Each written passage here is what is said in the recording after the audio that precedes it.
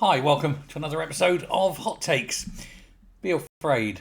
Be very afraid of what is currently going through the House of Commons. Policy Exchange have created a report. This is warning that the Islamophobia definition that Labour are about to adopt will basically weaken any kind of counter-terrorism effect against Islamic terrorists. It will hamper the prevent people. And let's not beat around the bush. They try to say, "Oh, there's far right terrorism." There is, yeah. 99% of people on prevent are Islamic. It will weaken immigration laws. And this think tank is pointing out that statements made by the group that are fundamental to the very definition of Islamophobia, the Muslim engagement and development part of the report of the definition they're saying, will provide loopholes, and it's going to be very bad for the rest of us.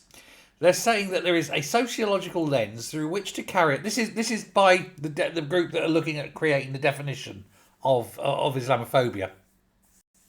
They're saying a sociological lens through which to carry out structural analysis of discriminatory policies embedded within, for example, immigration, counter-terrorism legislation, media portrayals of Muslims, and employment practices. The immigration and the counter-terrorism legislation are the ones we should really worry about there. Imagine you're bringing in a law that starts talking about anti-terrorism laws, and then someone says, yes, but that can't apply because that will apply to Islam, Muslims, and that would be Islamophobic. They'd have to drop that, and therefore making Islamic terrorism easier because you don't want to be seen as being Islamophobic. Now, despite the government briefing that they're going to water down the definitions, they won't. That's a lie. That's straight up barefaced lie from a government that's done anything other than a lie, has it? They're going to change. They say they want to water it down and call it anti-Muslim hatred. That, of course, is incredibly bad as well. Why have we got Islamophobia? Where's Christian phobia? Where's Judeophobia? Where's Sikhophobia? Policy Exchange is now arguing that, and it always has argued, it should be said, that the embracing of both Islamophobia or specifically anti-Muslim hatred, well, the risk there, it's a clear risk, they're saying, that any definition that leads or ends up leading the two is bad. It's I will let Andrew Gilligan, who's the head of the Policy Exchange, he said this, and he summed this up beautifully. He said, any new definition of anti-Muslim hate will be two things. First, it will be an explicit act of two-tier policy, creating new protections for Muslims that do not apply to people of other faiths or none.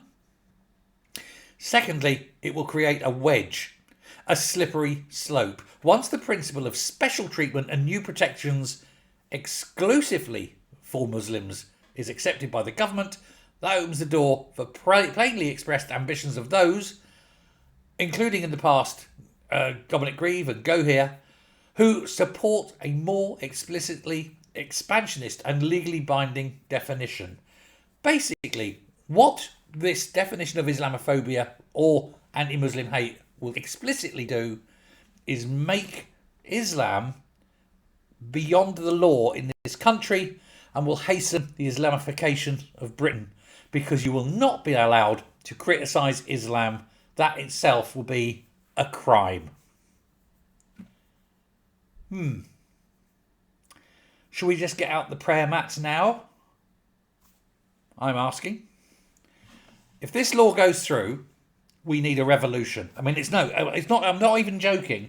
If they attempt to push this through, we need a revolution, And we need an explicit change of government, because we will have a government now that is dooming not just us, but our children, our grandchildren, our great-grandchildren, and every other generation of Brit to subjugation under Islam. And that's what Starmer's doing. It's up to you, people.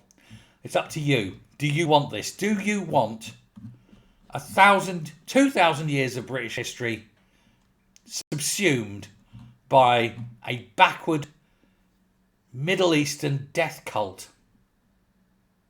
Because I don't. Let me know what you think. Thanks a lot. Bye.